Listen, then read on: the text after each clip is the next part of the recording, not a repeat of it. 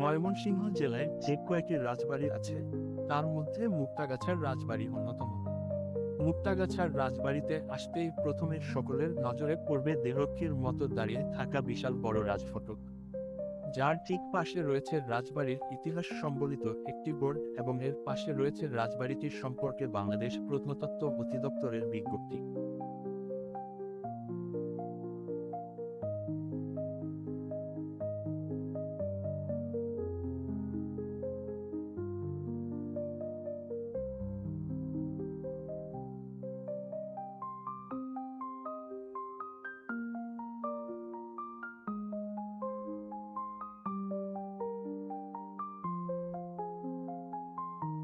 রাজবাড়িটির মূল ফটক ধরে সামনে এগুলে সামনে পড়বে ছোট ছোট কিছু খুপড়ি। এই খুপড়িগুলোতে রাখা থাকতো মৃত হাতির মাথার মুন্ডু। রাজবাড়ির প্রাচীন ইতিহাস। তৎকালীন মুক্তাগাছার মোট অংশ ছিল 16টি।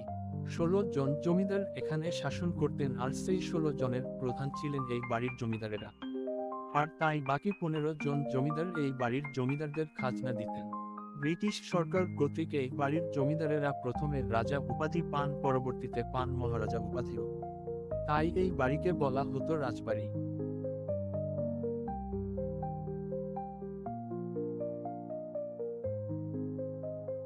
মুক্তাগাছার রাজবাড়ির গুড়া প্রবর্তন করেন শ্রীকৃষ্ণ আচার্য চৌধুরী, যিনি ছিলেন বগুড়ার বাসিন্দা। তিনি মুর্শিদাবাদের রাজ দরবারের রাজস্ব বিভাগে কর্মরত ছিলেন।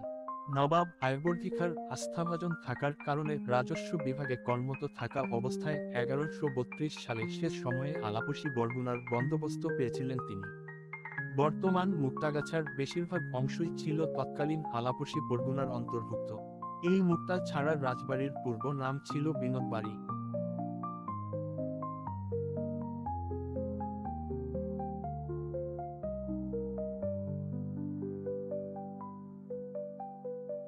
রাজবাড়িতে ঢুকেই সামনে কিছু দৌড় অগ্রসর হলেই নজরে পড়ে জমিদার আমলের একটি মন্দির। এই মন্দিরটির নাম ছিল রাজরাজেশ্বরী মন্দির। জমিদার আমলে এই মন্দিরটি বাংলাদেশের দ্বিতীয় স্থান অধিকার করেছিল। এই মন্দিরটি ছিল মহারাজা ও মহারানীর ব্যক্তিগত মন্দির। পুরোহিত ও মহারাজার ঘনিষ্ঠ লোক ছাড়া এই মন্দিরে অন্য কারোর প্রবেশ নিষেধ ছিল। এই মন্দিরটি ছিল সাদা পাথরের তৈরি এবং উচ্চ রুচিশীল কারো কাজের ও আভিজাত্যের ছাপ লক্ষণীয়।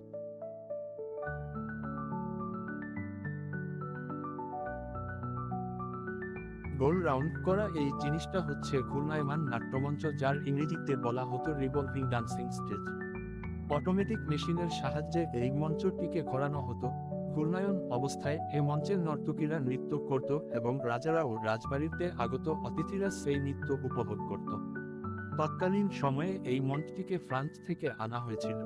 এই লোহার বাড়িতে থাকতেন মুক্তাগাছার রাজবাড়ির সর্বশেষ রাজা জীবেন্দ্র কিশোর আচার্য চৌধুরী।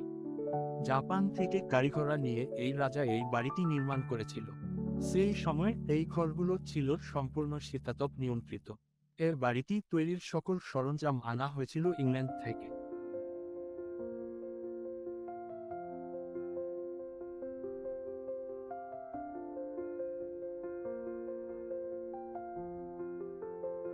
এই বাড়িটার এক পাশেই ছিল নিরাপত্তারক্ষীদের বাসস্থান, অন্যদিকে থাকতেন জমিদারের ম্যানেজার।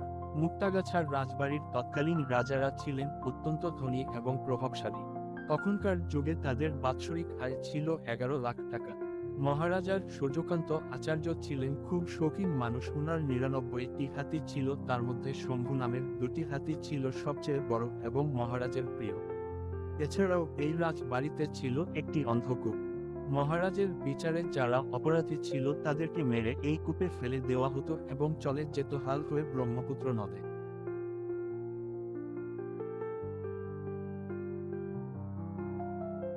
বাংলাদেশের মুক্তিযুদ্ধের সময় পাকিস্তানি হানাদার বাহিনীও অনেক নিরীহ মানুষকে মেরে এই কূপে ফেলে দিয়েছিল। বর্তমানে এই কূপটি বন্ধ অবস্থায় আছে।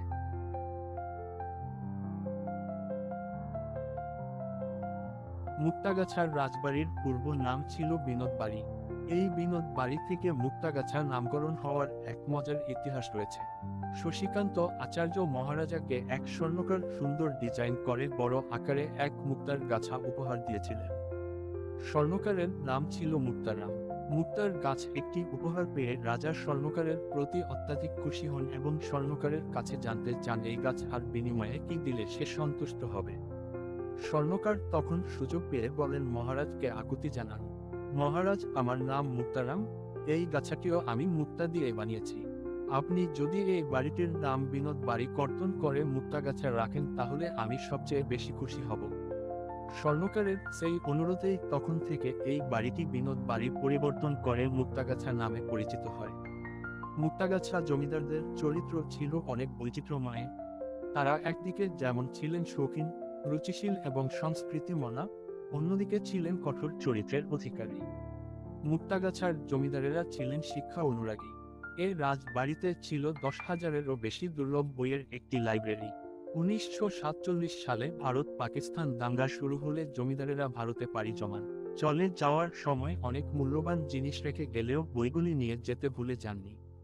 প্রায় 100 একর জায়গার উপর নির্মিত এই রাজবাড়িটি প্রাচীন স্থাপত্যের অন্যান্য নিদর্শনের সাক্ষী হয়ে আজও দাঁড়িয়ে আছে। ধন্যবাদ সকলকে।